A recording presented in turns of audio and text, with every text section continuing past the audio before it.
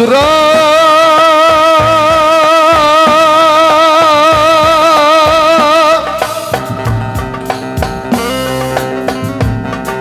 sıra dağlar gibi yollarıma dizildi.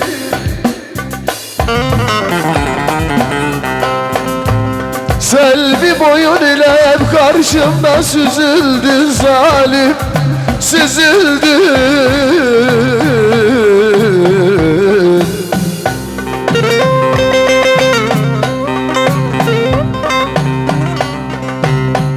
Kara kader misin şu alnıma yazıldı. Beni hasretinle ağlatsın.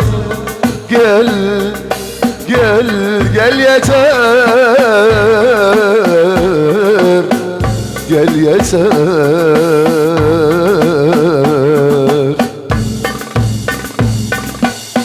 Beni yokluğunla söylettin. Gel, gel, gel yeter.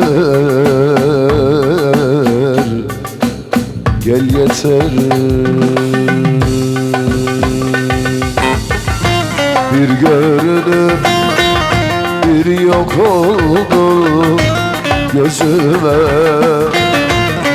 Esir ettin işvel ile nazıra. İnanmazsan yeminime, sözüme, sen sevme sevdiğini bil yeter. Güvenmezsen yeminime, sözüme, sen sevme sevdiğimi bil yeter.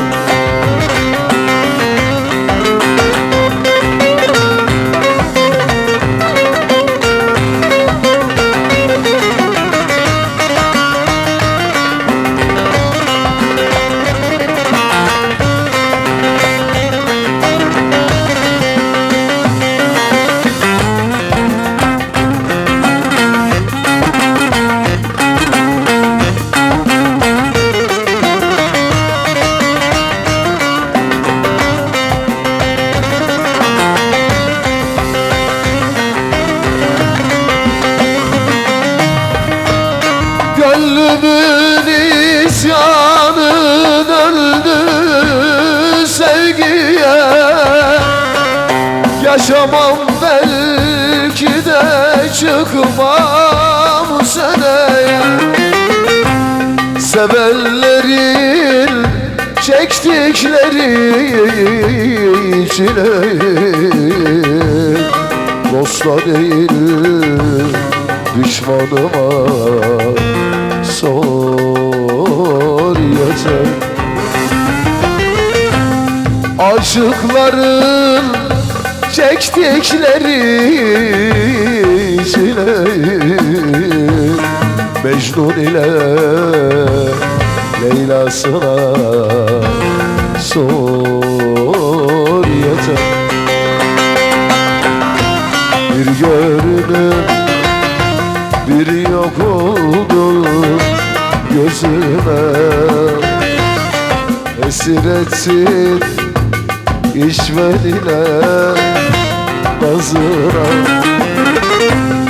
İnanmazsan yeminime, sözüme,